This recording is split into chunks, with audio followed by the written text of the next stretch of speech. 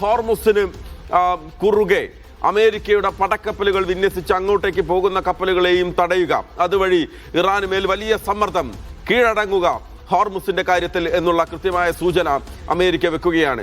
Iran എങ്ങനെ അതിനോട് പ്രതിരോധിക്കും എന്നുള്ളതാണ്, എങ്ങനെ പ്രതികരിക്കും എന്നുള്ളതാണ് നമ്മൾ ഉറ്റുനോക്കുന്നത്. ശ്രീ മോഹൻ വർഗീസ്, വിദേശകാര്യ വിദഗ്ധൻ, നമുക്കൊപ്പം ചേരുകയാണ്. ശ്രീ മോഹൻ വർഗീസ്, ഈ ചർച്ച തുടങ്ങുന്ന സമയത്ത് നമുക്കറിയാം ഇസ്ലാമാബാദിൽ ഒരു വശത്ത് ചർച്ച നടക്കുന്നു. JD വാൻസിന്റെ നേതൃത്വത്തിലുള്ള സംഘം അമേരിക്കയിൽ നിന്ന് നേരിട്ടെത്തിയ ചർച്ച നടക്കുന്ന സമയത്ത് തന്നെയാണ് ഹോർമുസിലേക്ക് ഒരു പടക്കപ്പൽ അമേരിക്ക അയക്കുന്നതും അത് ഇന്നലെ അടിയന്തരമായി മടങ്ങിപ്പോകണമെന്നുള്ള ഇറാന്റെ നിർദ്ദേശം ഇന്നലെ വരുന്നതും നമ്മൾ കണ്ടു. അതേ സമയത്ത് തന്നെ ലെബനാന് നേരെ തുടരെ ആക്രമണങ്ങൾ ഇസ്രായേലിന്റെ ഭാഗത്ത് നിന്നുണ്ടാകുന്നു. അമേരിക്ക അത് നിർത്താൻ ആവശ്യപ്പെട്ടിരുന്നില്ല. ഇന്നലെ ഈ ചർച്ച തുടങ്ങുമ്പോഴാണ് അത് കുറയ്ക്കാൻ ഞങ്ങൾ ആവശ്യപ്പെട്ടിട്ടുണ്ട് എന്നുള്ള കാര്യം പറയുന്നത്. അപ്പോൾ ഈ ചർച്ചയുടെ സമയത്ത് പോലും അമേരിക്ക അത്ര ആത്മാർത്ഥമായിട്ട് ഇടപെട്ടിട്ടില്ല എന്നുള്ള വിമർശനങ്ങൾ ഒരു വശത്തുണ്ട്.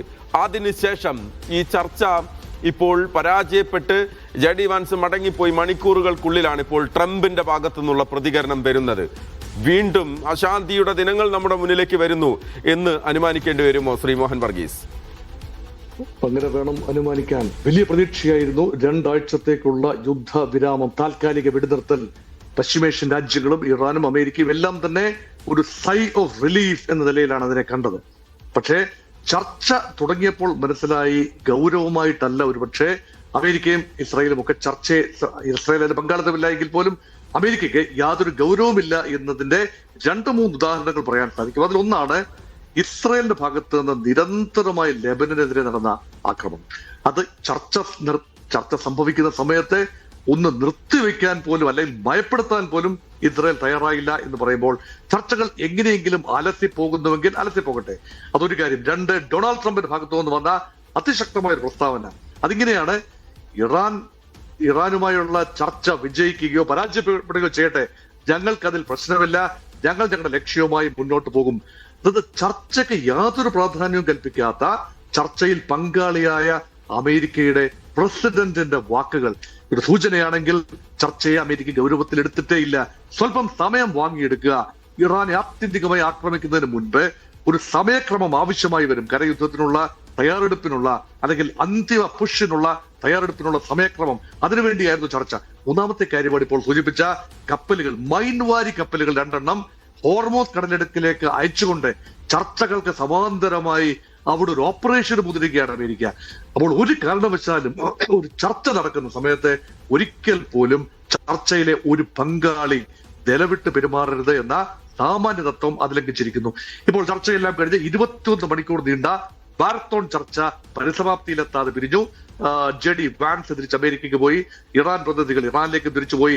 അതിനുശേഷം 2 നിർണായക സംഭവങ്ങൾ നടക്കുകയാണ്. ഒന്ന്, റഷ്യൻ പ്രസിഡന്റ് വ്ളാഡിമിർ പുടിന്റെ ഭാഗത്തു നിന്നുള്ള ഒരു പീസ് ഓഫർ.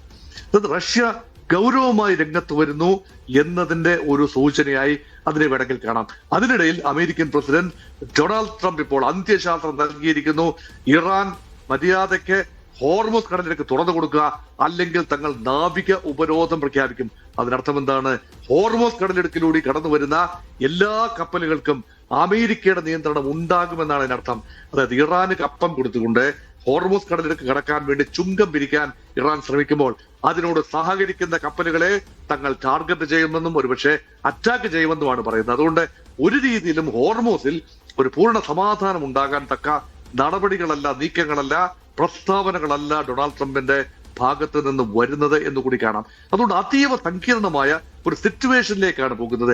ഒരു എസ്കലേഷൻ മോഡിന്റെ പരമാവധി എത്തിച്ചു നിർത്താൻ ശ്രമിക്കുകയാണ്. പക്ഷേ നോക്കൂ, വെടിനിർത്തൽ ഏതാനും ദിവസം കൂടെ തുടരേണ്ടതുണ്ട്. പ്രഖ്യാപിത വെടിനിർത്തൽ യഥാർത്ഥത്തിൽ അടുത്ത ചൊവ്വാഴ്ച വരെ, ഈ വരുന്ന ചൊവ്വാഴ്ചക്ക് അടുത്ത ചൊവ്വാഴ്ച വരെ നീണ്ടു നിൽക്കേണ്ടതാണ്. അതാണ് 2 ആഴ്ച കാലാവധി.